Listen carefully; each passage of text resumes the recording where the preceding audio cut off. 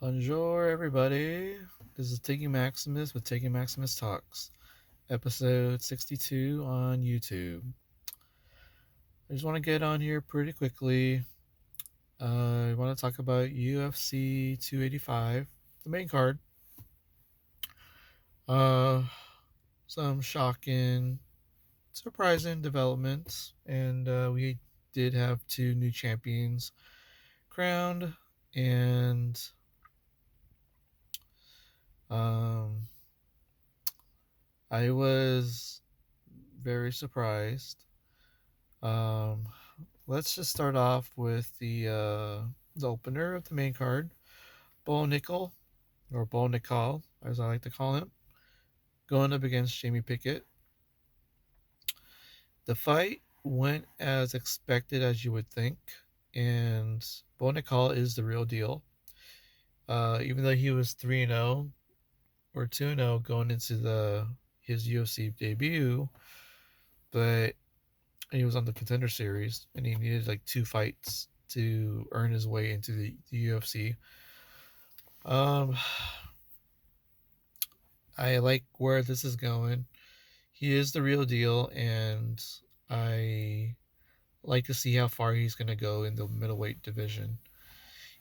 Who knows? He not only did Bo Nickel took down Jamie Pickett and submitted Jamie Pickett in relatively ease and quickly. Um, it is quite possible in the middleweight division that Bo Nickel and Hamzat Chimaev might actually meet down the road, quite possibly for the middleweight championship. I can see it happening. Um,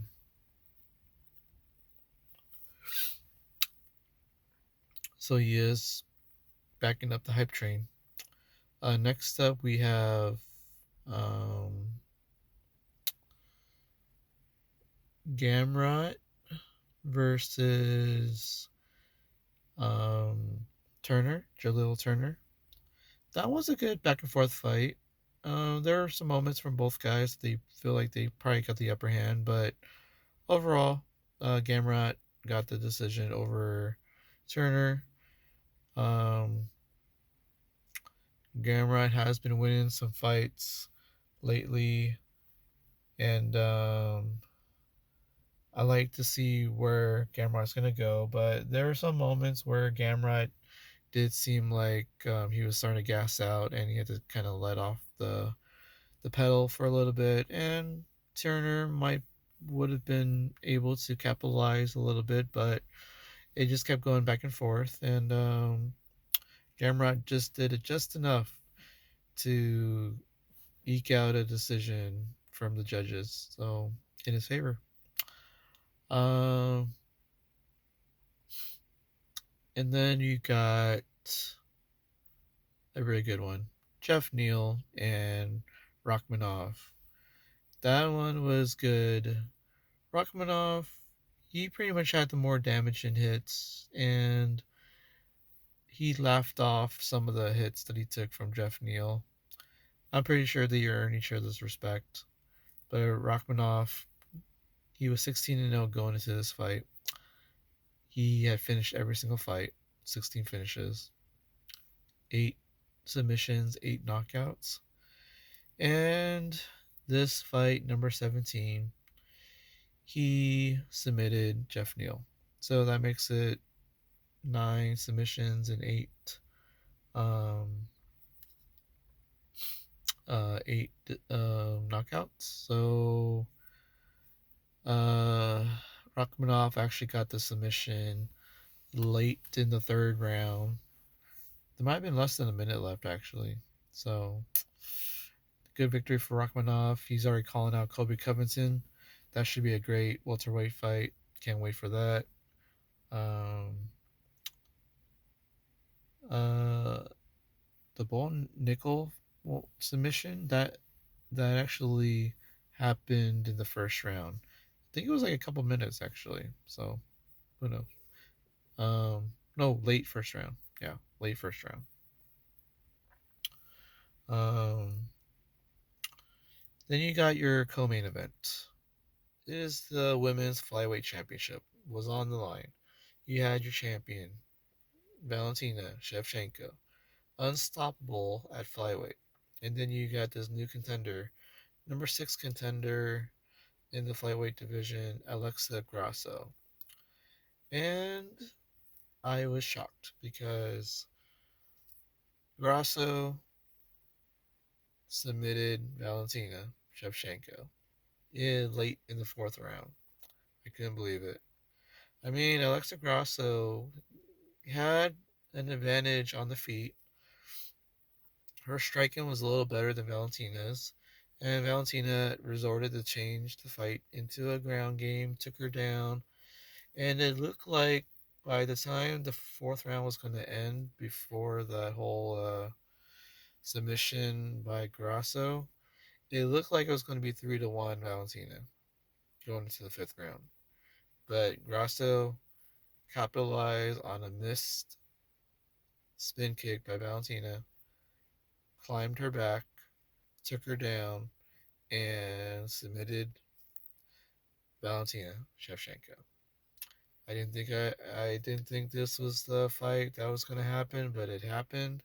That's what happens in the UFC. And I smell the rematch. They're going to run it back, probably. And next time around, I think Valentina will beat Alexa Grasso, maybe. And you're looking at a trilogy in the works. Um, can't wait for that. That was a good fight. And then you have your main event, the heavyweight championship of the world.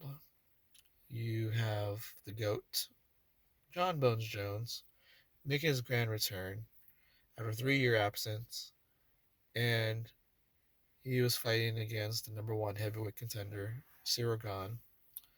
Cyril Gane was so close to the heavyweight championship when he almost beat Francis Ngannou, but unfortunately, grappling and wrestling was his downfall.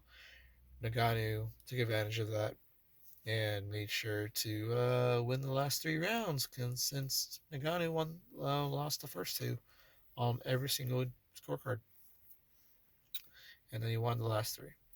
He could have won the fifth round.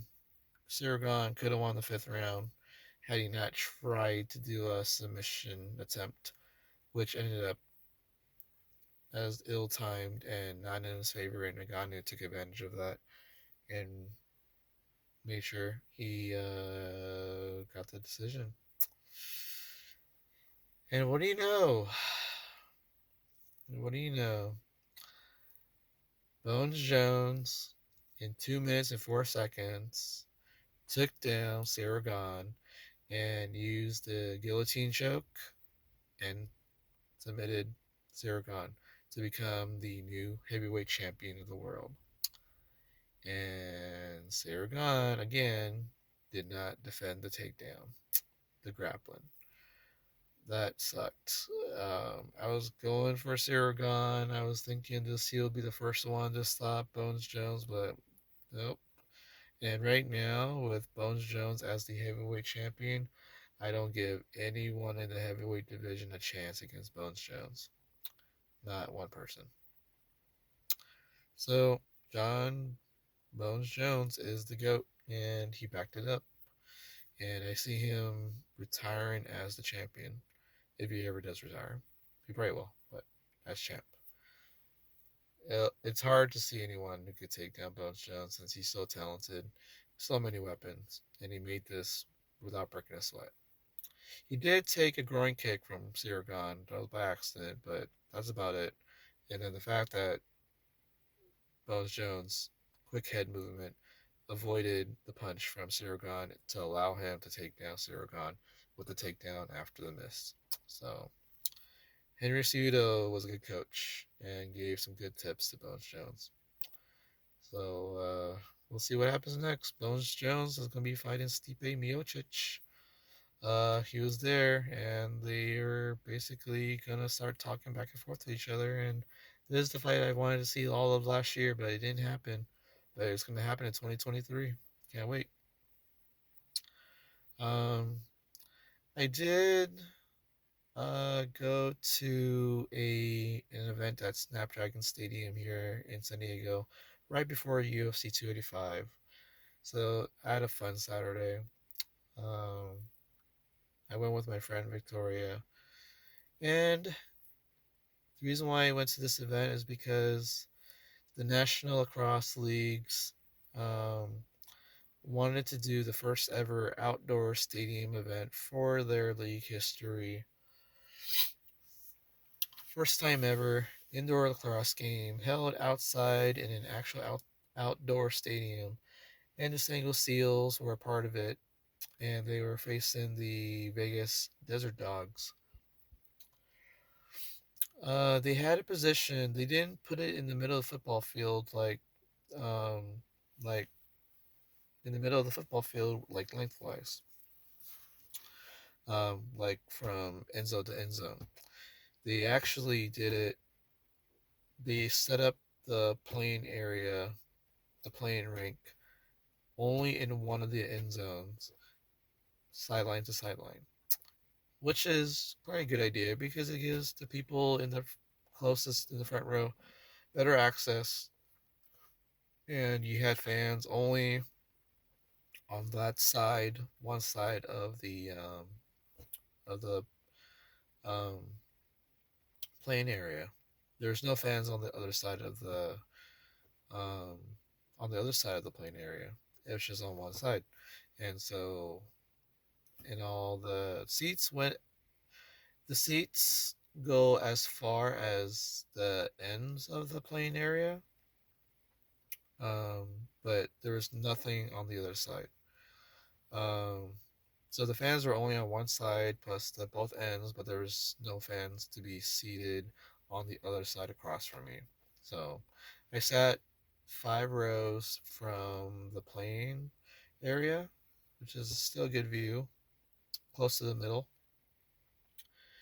Um, Man, Snapdragon Stadium is it looks pretty good.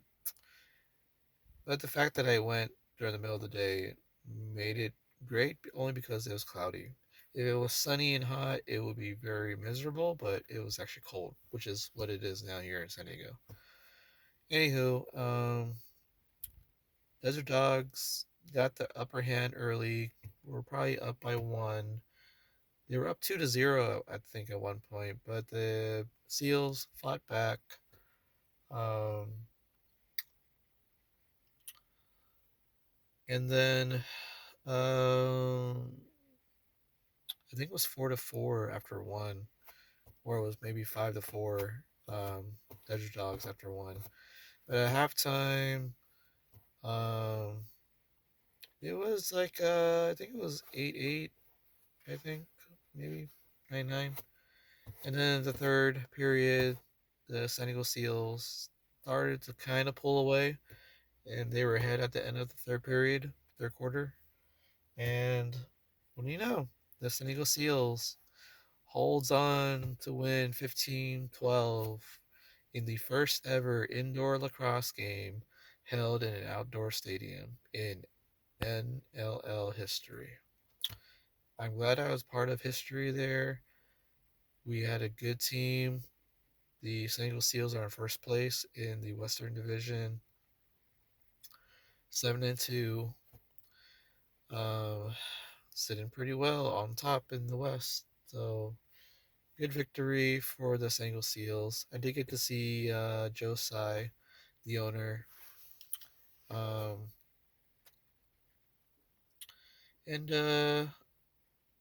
I can't wait to see another San Diego Seals game. Maybe during the playoffs. So yeah, that's gonna be fun. Um, I'm glad I got to go. Uh, Other than that, guys, XFL Week 3 is in the books. The Renegades beat the Guardians. The Roughnecks, who are undefeated, defeated the Brahmas. Um, the Sea Dragons beat the Vipers. And the DC Defenders are also undefeated. They defeated the um,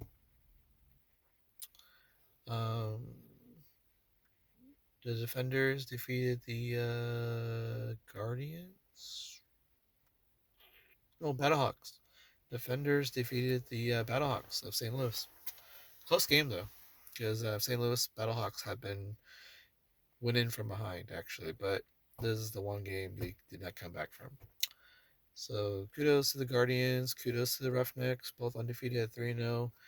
And there's a good chance they're going to face each other in the XFL Championship um, after these 3 weeks. But you never know; a lot can happen. Turn around their season, or um, they might do something special, or the two teams will be on a collision course with each other. Uh, so yeah. Oh, and the Lakers have been doing pretty well since the trade. They did lose on Friday to the Minnesota Timberwolves, who came to visit the Lakers at Crypto.com Arena, formerly known as Staples Center. Um, Even with that loss, though, LeBron is still out, but the Lakers bounced back and they won a big game against the Golden State Warriors, your defending NBA champions, who just got back Steph Curry, and the Lakers still beat them by 8 points. So that was a great victory by the LA Lakers. They are now tied in for 10th place or ninth place. Um, the 9th seed, 10th seed in the Western Conference playing tournament. So, and they're only like 2 games out from the 6th seed. So, there's still quite a bit of games left, and the Lakers can definitely make a run for that 6th seed because right now, whoever's the 2 seed or 3 seed may not like having to play the Lakers in the first round. The Lakers are going to be a tough out. Their team is a lot better gelled. A lot of chemistry is on this team with the new players traded in after they traded away Russell Westbrook.